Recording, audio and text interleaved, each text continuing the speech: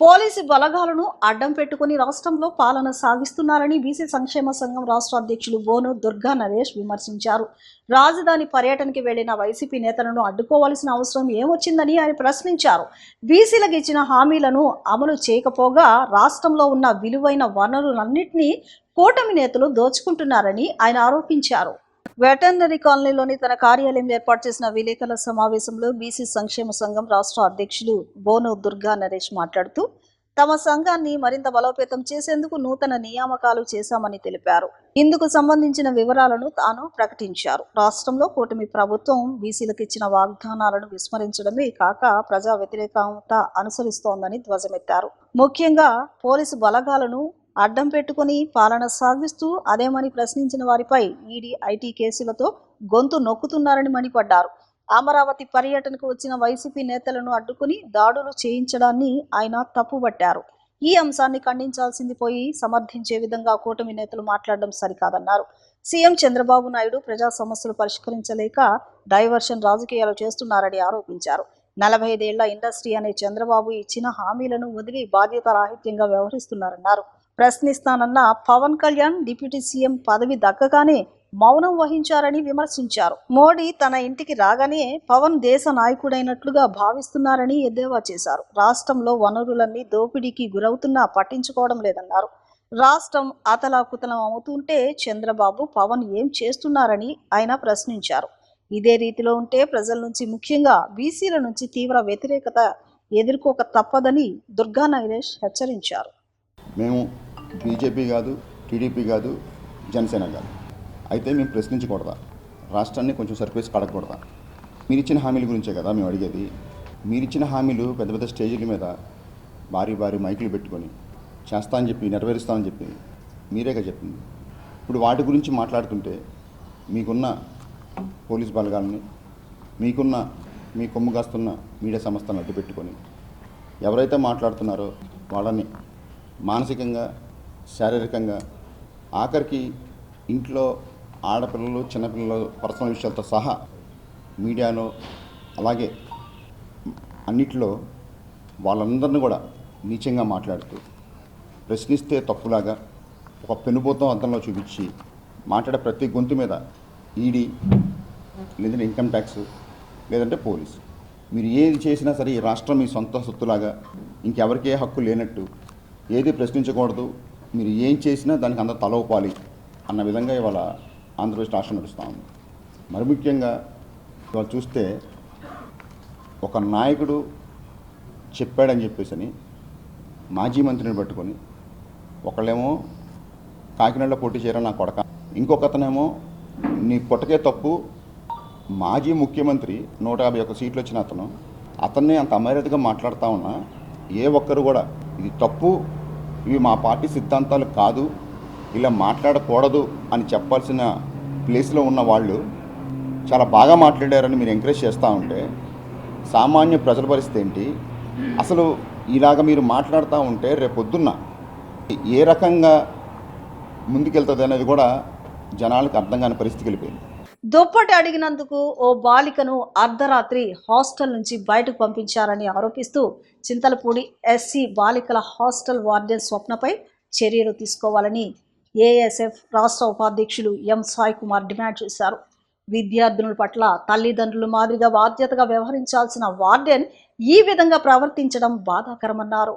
చింతలపూడి నగర పంచాయతీ పరిధిలోని ప్రభుత్వ పాఠశాలలో 8వ తరగతి చదువుతున్న అక్షయ అనే బాలిక స్థానిక ఎస్సీ బాలికల హాస్టల్లో ఉంటుంది. దుప్పటి కోరిన కారణంగా హాస్టల్ వార్డెన్ స్వప్న ఆ బాలికను అర్ధరాత్రి సమయంలో హాస్టల్ నుంచి బయటికి పంపించారని ఆరోపించారు. సమాచారం అందుకున్న బాలిక తల్లి వెంటనే అక్కడికి చేరుకుని ఆమెని ఇంటికి తీసుకువెళ్లినట్లు తెలిపారు. విద్యార్థుల పట్ల తల్లిదండ్రుల మాదిరిగా బాధ్యతగా వహించాల్సిన వార్డెన్ ఈ విధంగా ప్రవర్తించడం బాధాకరమని, ఘటనపై ఉన్నతాధికారులు విచారణ జరిపి వార్డెన్ స్వప్నను వెంటనే సస్పెండ్ చేయాలని ఏఐఎస్ఎఫ్ రాష్ట్ర ఉపాధ్యక్షులు ఎం సాయి కుమార్ డిమాండ్ చేశారు. ఏలూరు జిల్లా చింతలపూడి నగర పంచాయతీలో ఉన్నటువంటి ఎస్సీ బాలికల వసతి గృహంలో పక్కనే ఉన్నటువంటి ప్రభుత్వ పాఠశాలలో 8వ తరగతి చదువుతున్నటువంటి ఒక విద్యార్థిని పక్కనే ఉన్నటువంటి ఎస్సీ బాలికల వసతి గృహంలో అక్కడ ఉంటూ పాఠశాలకి వెళ్ళి విద్యను అభ్యసిస్తుంది. కానీ నిన్నటి రోజున రాత్రి 10 గంటల సమయంలో విద్యార్థిని వాళ్ళ యొక్క హాస్టల్ వార్డెన్ స్వప్న గారిని మేడం గారు మాకు దుప్పటి ఇవ్వండి అని అడిగినందుకు చాలా దురుచుగా ప్రవర్తిస్తూ చాలా అసభ్యకరమైనటువంటి మాటలు మాట్లాడుతూ విద్యార్థిని బయటికి గట్టేయడం జరిగింది. ఇది చాలా బాధాకరం. ఇప్పుడు హాస్టల్ ఉన్నటువంటి విద్యార్థులు ఎవరైనా కావచ్చు, తల్లిదండ్రుల తర్వాత తల్లిదండ్రుల్లాగా సమానంగా చూసినటువంటి నమ్మకంతో విద్యార్థుల్ని హాస్టల్లో పెడతారు తల్లిదండ్రులు. కానీ అలాంటి నైతికత, అలాంటి బాధ్యత వహించకుండా ఈ స్వప్న గారు విద్యార్థిని, ఆడపిల్లని కూడా చూడకుండా అర్ధరాత్రి సమయంలో బయటికి గెంటేసిందంటే ఈమె ఒక సాటి ఆడ మనిషిగా కనిపిస్తుందా అని చెప్పి ఈ సందర్భంగా మేము ఏఎస్ఎఫ్గా ఆ చిన్న పాప తరఫున మేము ఏఎస్ఎఫ్గా అడుగుతున్నాం.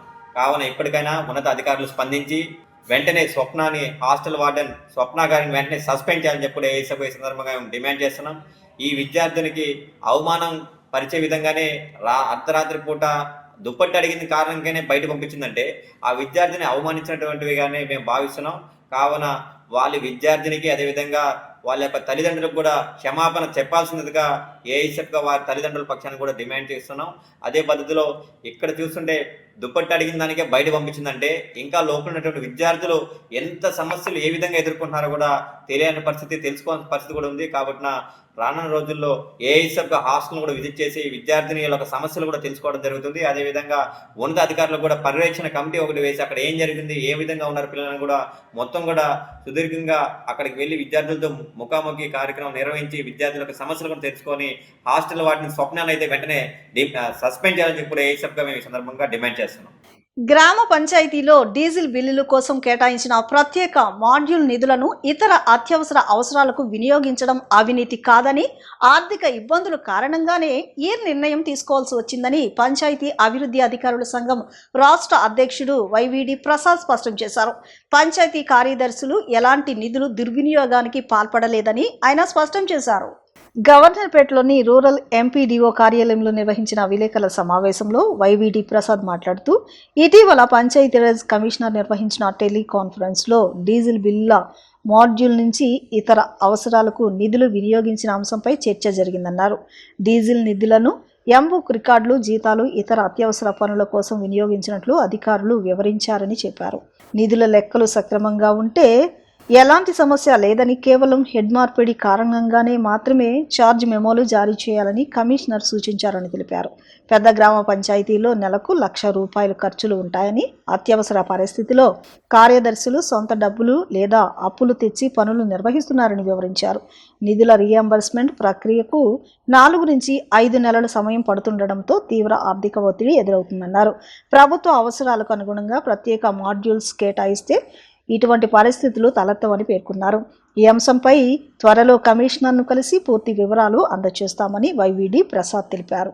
గౌరవ కమిషనర్ గారు మొన్న మంగళవారం నాడు, బుధవారం నాడు టెలికాన్ఫరెన్స్ తీసుకుని వారు చేసిన సూచనల విషయంలో కొన్ని పత్రికల వారికి సరైన సమాచారం ఇవ్వకపోవడం మూలాన వచ్చిన పదాలతో వచ్చిన సమస్య గురించి ఈనాడు ప్రెస్ మీట్ పెట్టడం జరుగుతూ ఉంది. మరి కమిషనర్ గారు మాకు ఆ రోజు చెప్పింది ఏంటంటే, మీరు ఇబ్బంది పడుతున్నారు, దానికి డీజిల్ బిల్స్ కానీ కొన్ని పంచాయతీల్లో బిల్స్ ఉన్నవి, వాటికి అనేది ఒక మాడ్యూల్ ఇచ్చారు. ఆ మాడ్యూల్లో కొన్ని పంచాయతీల్లో లక్షల్లో కొట్టేశారు.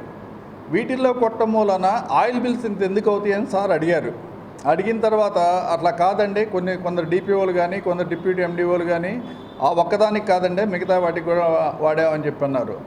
అలాగే బుధవారం నాడు జరిగిన రోజుల్లో కూడా కమిషనర్ గారు ఇంత వచ్చింది, సరే మీరు ఒకవేళ పొరపాటున పెట్టినట్టయితే అవి సరైన బిల్స్, ఒకవేళ ఆయిల్కి కాకుండా ఎంబుక్స్ కానీ శాలరీస్ కానీ మరేమైనా ఇతర కొనుగోళ్ళు ఏమైనా ఉంటే వాటికి పెట్టినా అకౌంట్లో సరైన లెక్కలు ఉంటే కనుక ఓకే.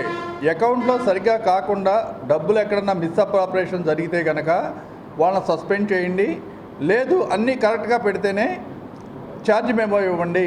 అంటే ఆ హెడ్లో ఆ మాడ్యూల్లో పెట్టాల్సింది ఓన్లీ డీజిల్ కోసమే కదా, మరి మిగతా వాటిలో పెట్టినందుకు ఛార్జ్ మెమో ఇవ్వండి అని చెప్పిన వారు క్లియర్గా చెప్పడం జరిగింది. అంతేగాని ఎవరిని నిందించడం కానీ ఇంకోటి కానీ జరగలేదు. అది కానీ మా వాళ్ళు ఎవరో కొంతమంది పత్రికలకు ఇచ్చిన సమాచారంలో లోపంగా ఇవ్వటం మూలాన పత్రికల్లో వచ్చిన దీని ఆధారంగా మా పంచాయతీ కార్యదర్శుల మనోభావాలు దెబ్బతిన్నాయి.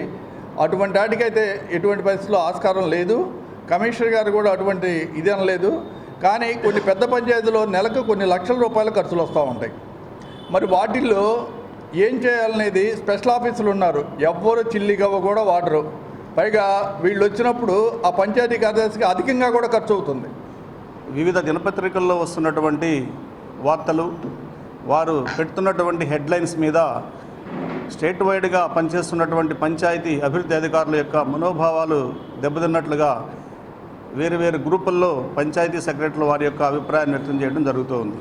దాని మీద మా స్టేట్ అసోసియేషన్ అధ్యక్షుల వారికి కూడా చాలామంది వారి యొక్క అభిప్రాయాలను ఫోన్ ద్వారా తెలియచేయటం, దీని మీద ఇలా ఉంటే వాళ్ళు వేరేగా అపార్థం చేసినటువంటి అవకాశం ఉందనేటటువంటి ఉద్దేశంతో నిన్న ఇదే ప్లేస్లో మీటింగ్ పెట్టడం, కొంత వివరణ ఇవ్వడం జరిగింది. అదేవిధంగా ఈరోజు ఈ యొక్క పై అధికారుల దృష్టికి కూడా మీ యొక్క ప్రెస్ ద్వారా తీసుకెళ్లాలనేటువంటి ముఖ్య ఉద్దేశంతో ఈరోజు యొక్క సమావేశాన్ని ఏర్పాటు చేయడం జరిగింది. అయితే ప్రధానంగా గ్రామ పంచాయతీల్లో అన్ని అభివృద్ధి కార్యక్రమాలకు పంచాయతీ అభివృద్ధి అధికారే ప్రధానమైనటువంటి వ్యక్తి. ఉదయాన్నే లేచిన దగ్గర నుంచి శానిటేషన్ విధులు నిర్వహించేటటువంటి క్రమంలో గ్రామ స్థాయిని బట్టి పంచాయతీ సెక్రటరీ తన యొక్క జేబు నుంచి డబ్బులు చెల్లించి పనులు చేస్తూ ఉంటారు. గతంలో పంచాయతీ సర్పంచులు ఉన్న క్రమంలో కొన్ని పంచాయతీల్లో సర్పంచులే ఆర్థిక యొక్క భారాన్ని వాళ్లే మోసేవాళ్ళు. అయితే ఇప్పుడున్నటువంటి పరిస్థితుల్లో ఈ యొక్క స్పెషల్ ఆఫీసర్ల పరిపాలన వచ్చిన తర్వాత అధికారులు ఏ పనికి కూడా డబ్బులు తీసి వాడేటటువంటి పరిస్థితి లేదు. అలాంటి పరిస్థితుల్లో పంచాయతీ సెక్రటరీ మీద ఆర్థిక భారం పడేటటువంటి పరిస్థితులు ఉన్నాయి. అయితే ఒకసారి అధికారులు కూడా ఆలోచించాలి. గ్రామ స్థాయిలో పంచాయతీని బట్టి, అంటే జనాభాను బట్టి వాళ్ళు వాడేటటువంటి ఖర్చులు ఎక్కడి నుంచి తీసుకొచ్చి వాడుతున్నారనేటటువంటి ఆలోచన పై అధికారులు కూడా చేయాల్సినటువంటి అవసరం ఉంది. గతంలో చూస్తే కనుక ఎగ్జిక్యూటివ్ ఆఫీసర్ పరిపాలన వ్యవస్థ ఉన్నప్పుడు ప్రతి పంచాయతీకి కూడా 500 రూపాయలు అడ్వాన్స్ అనేది ఉండేది, పర్సనల్ అడ్వాన్స్ అనేది ఉండేది. 500 రూపాయలు డ్రా చేసి దాన్ని వాడి లెక్క రాసిన తర్వాత అయిపోయిన తర్వాత మళ్ళీ డ్రా చేసి పెట్టుకునేవాళ్ళు. అలాంటి మెసులుబాటు కూడా ఇప్పుడు ఉన్నటువంటి పరిస్థితుల్లో గ్రేడ్ను బట్టి ఆ యొక్క అవకాశాన్ని కల్పించాలి, పునరుద్ధరించాలని చెప్పని తెలియజేస్తూ ఉన్నాం. రోటరీ క్లబ్స్ సమాజ సేవలో ముందంజలో ఉంటాయని రోటరీ ఇంటర్నేషనల్ డైరెక్టర్ రాజు సుబ్రమణియన్ తెలిపారు. సమాజాభివృద్ధికి, పేద ప్రజల సంక్షేమానికి రోటరీ క్లబ్స్ ప్రపంచవ్యాప్తంగా తమ వంతు సేవా కార్యక్రమాలు నిర్వహిస్తున్నాయని తెలియజేశారు. రోటరీ మిడ్ టౌన్ నూతన కార్యవర్గం మరిన్ని సేవా కార్యక్రమాలు నిర్వహించి ఆదర్శంగా నిలవాలని ఆయన పిలుపునిచ్చారు. బందర్ రోడ్ A+ కన్వెన్షన్ సెంటర్లో రోటరీ విజయవాడ మిడ్ టౌన్ నూతన కార్యవర్గ ప్రమాణ స్వీకార కార్యక్రమం ఘనంగా జరిగింది. ఈ కార్యక్రమానికి రోటరీ ఇంటర్నేషనల్ డైరెక్టర్ రాజు సుబ్రమణియన్ ముఖ్య అతిథిగా విచ్చేసి క్లబ్ నూతన అధ్యక్షుడు వెంకట్ కేతిబోయిన, కార్యదర్శి త్రినాథ్ నండూరితో ప్రమాణ స్వీకార కార్యక్రమాన్ని నిర్వహించారు. అనంతరం ఆయన సభను ఉద్దేశించి మాట్లాడుతూ ప్రపంచవ్యాప్తంగా పోలియో నిర్మూలన కోసం రోటరీ క్లబ్స్ కోట్లాది రూపాయలు వెచ్చించడంతో పాటు పల్స్ పోలియో కేంద్రాలు ఏర్పాటు చేసి ప్రజల్లో విస్తృతంగా అవగాహన కల్పిస్తున్నట్లు తెలియజేశారు. రోటరీ అంటేనే సేవాని, సేవా కార్యక్రమాలు చేపట్టడంలో రోటరీ క్లబ్స్ అందరికంటే ముందంజలో ఉంటారని తెలిపారు. రోటరీ క్లబ్స్లో సభ్యత్వం కోసం చాలా మంది పోటీ పడతారని, సేవ చేసే ప్రతి ఒక్కరికి రోటరీ క్లబ్ సహకారం అందిస్తామని అన్నారు. పేద విద్యార్థులకు విద్యతో పాటు ఆరోగ్యంపై కూడా ఎంతగానో అవగాహన కల్పిస్తామని, వారికి ఆర్థిక సహాయం అందజేస్తూ ముందుకు సాగుతున్నట్లు తెలియజేశారు. మహిళా అభ్యున్నతికి కుట్టు మిషన్ల పంపిణీ చేస్తున్నామని పేర్కొన్నారు. రోటరీ విజయవాడ మిడ్ టౌన్ అధ్యక్షులు కేతిబోయిన వెంకట్ తన పదవీ కాలంలో అనేక సేవా కార్యక్రమాలు నిర్వహించి అందరికీ ఆదర్శంగా నిలవాలని ఆయన పిలుపునిచ్చారు. అనంతరం రోటరీ విజయవాడ మిడ్ టౌన్ అధ్యక్షులు కేతిబోయిన వెంకట్, కార్యదర్శి శ్రీనాథ్ నండూరి మాట్లాడుతూ క్లబ్ అధ్యక్షుడిగా ప్రమాణ స్వీకారం చేసేందుకు సంతోషంగా ఉందని, తనతో పాటు క్లబ్ కార్యదర్శిగా త్రినాథ్ నండూరి ప్రమాణ స్వీకారం చేశారని చెప్పారు. క్లబ్లోని సభ్యులందరి సూచనలు, సలహాలతో సేవా కార్యక్రమాలు నిర్వహిస్తామని, ఇతర క్లబ్ల కంటే ధీటుగా సేవా కార్యక్రమాలు నిర్వహించేందుకు తన వంతు కృషి చేస్తామని ఆయన పేర్కొన్నారు. Rotary district governor Kalyan Chakravarthi, governor elect Guthikonda Sriram, club ప్రతినిధులు పాల్గొన్నారు. Vijayawada Midtown is the largest club in the world. It has held this position for so long with so many members, and the amazing projects that they do is because of this large membership. Their contribution to society, the service that they do, the kind of service that touches lives of so many people, making a difference, makes this one of the most outstanding clubs, not just in 3020 but in the entire country. I think it's a privilege for all of us to be a part of this lovely club. And to me personally, I'm very happy to be here today because it's not normal that you go to a club with more than 750 members and have a hall of more than 300-400 full. Normally it's just 100-150 in an installation. Rotary club of Vijayawada midtown 42వ president and board of directors installation సెరమనీకి మేము అందరినీ స్వాగతిస్తున్నాము. Rotary club of Vijayawada midtown వరల్డ్లో number 1 club. ఈ club ఒక fellowship మాత్రమే కాదు, అనేక సర్వీస్ యాక్టివిటీస్ చేస్తాం. అందులో దాదాపు ప్రతి సంవత్సరం 5 నుంచి 6 కోట్లతో చాలా యాక్టివిటీస్, అంటే టాయిలెట్స్ అవ్వచ్చు, పూర్ పీపుల్కి అవ్వచ్చు, ఫుడ్ అవ్వచ్చు, ఇలా ప్రతిదానికి చేస్తాం. దీంతోపాటు ఇండియాలో ఎక్కడ జరిగిన విధంగా ఫస్ట్ టైం మా దాంట్లో మిడ్ టౌన్ ప్రీమియర్ లీగ్ అని ఒక మంచి క్రికెట్ టోర్నమెంట్ జరుగుతుంది. దాంతోపాటు రోటరీ మీన్స్ బిజినెస్ అని క్లబ్ ఇన్ క్లబ్ కాన్సెప్ట్లో మీరు ఎవరైనా సరే బిజినెస్లో డెవలప్ అవ్వాలంటే ఇక్కడికి రావచ్చు. దీంతోపాటు ఎవరైనా పర్సనల్ లైఫ్లో ఒక లీడర్గా ఎదగాలి అని అంటే ఇది ఒక మంచి ప్లాట్ఫామ్. ఇలా ఒకటి కాదు, అంటే ఫన్, ఫెలోషిప్, ఎంటర్టైన్మెంటు ఇవన్నీ కూడా ఉండే ఒకే ఒక club rotary club of Vijayawada mid town. ప్రపంచంలో ఉన్న ఆల్మోస్ట్ పోలియోని ఎరాడికేట్ చేసి జస్ట్ 1 or 2 మెంబర్స్ మాత్రమే ఉన్నారు. దాన్ని పోలియో ఎరాడికేషన్లో ఫస్ట్ ఉన్నది rotary club of Vijayawada mid town. Rotary club of Vijayawada mid టౌన్కి మన ప్రెసిడెంట్ వెంకట్ గారితో పాటు నేను సెక్రటరీగా, అలాగే మా బోర్డ్ ఆఫ్ డైరెక్టర్స్ అందరూ కూడా ఇవాళ ప్రమాణ స్వీకారం చేస్తున్నాం. రోటరీ అంటే సర్వీస్ అబౌవ్ సెల్ఫ్.